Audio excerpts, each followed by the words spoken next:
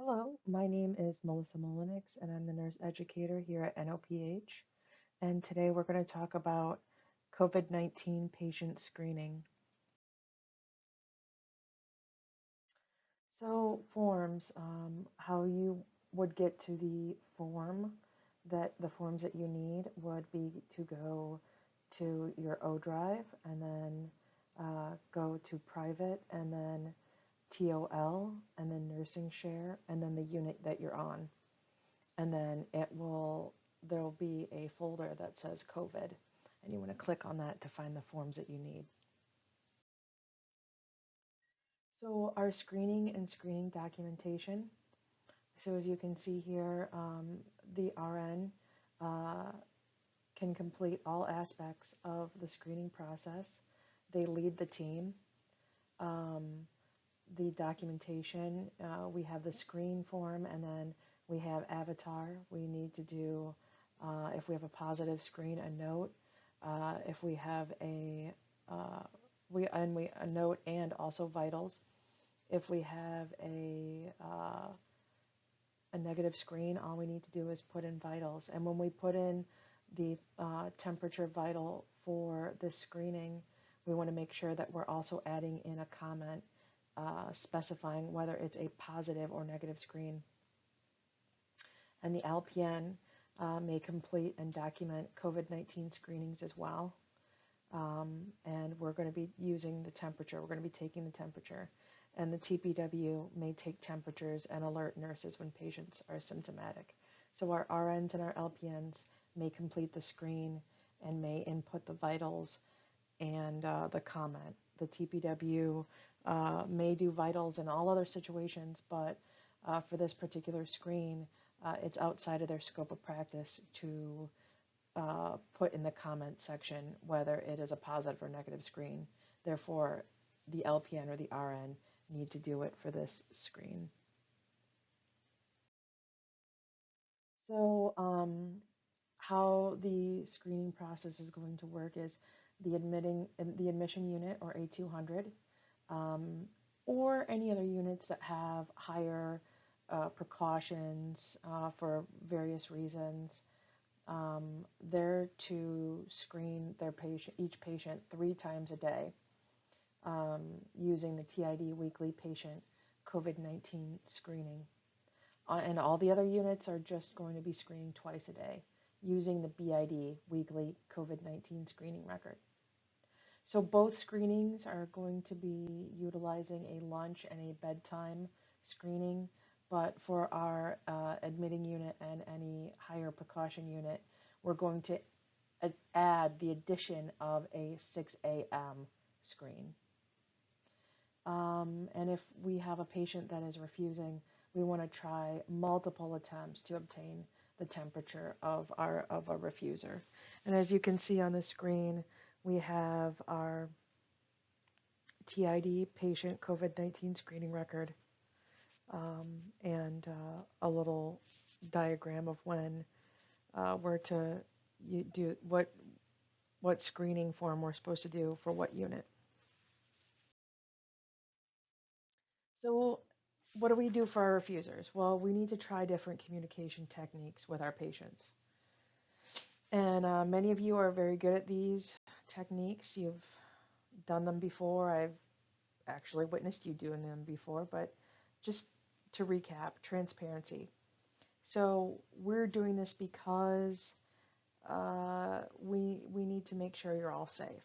It's important that everybody is screened because if one person comes in with it, it could infect many people in the unit. Emphasizing patient ownership or choice. So would you prefer the no-touch thermometer? Give them a little choice. Would you prefer to get screened before or after snack or shower? So letting them have a little bit of buy-in can go a long way as far as getting them to cooperate.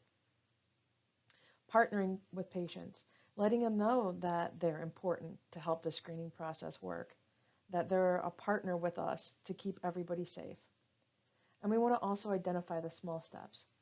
So let them know that, that you're proud that they may have gotten out of bed to get screened. And when they're doing things that are right let them know that you're going to pass it on to treatment team, and then make sure that you do. Showing care and concern. I understand that you're worried. How can I help you with that? You know, we're all worried. The world is just chaotic right now. And we need to make sure that we are empathetic because they're going through the same things we're going through, plus debilitating mental illness.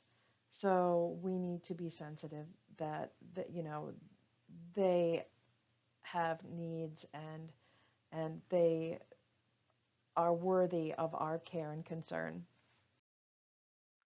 Patient refusals. So we want to document refusals in Avatar, and we want to make sure that we're documenting that there were 2 attempts that we tried. We want to pass that on to the next shift so that they can try as well. And then we also want to report screening non-compliance to the treatment team. And we want to monitor patient symptoms until a temperature can be obtained.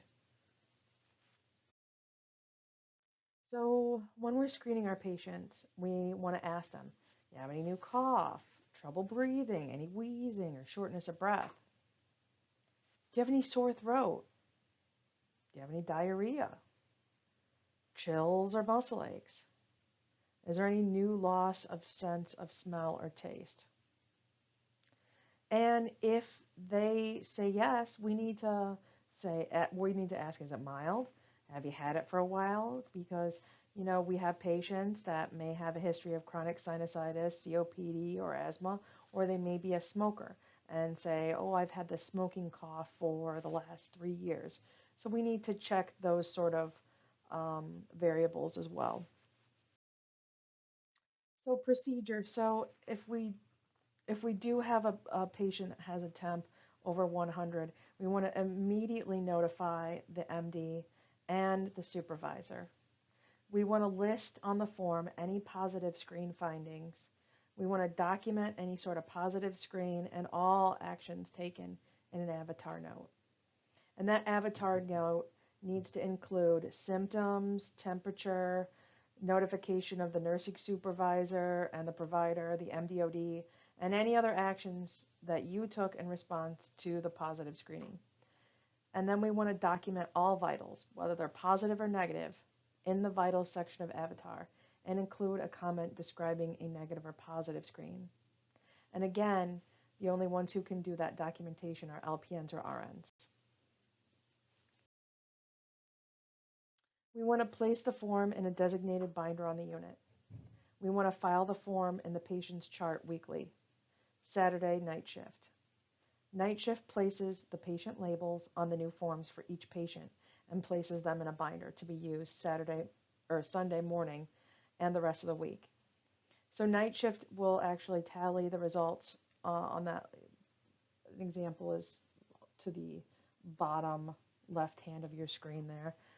They're actually going to tally the results on that form, and then that is going to be completed for a duration of a 24-hour period, so 6 a.m. to our sleep. And then those are to be submitted to the nursing supervisor by 1 a.m. every morning. So actions after the screen, just to recap.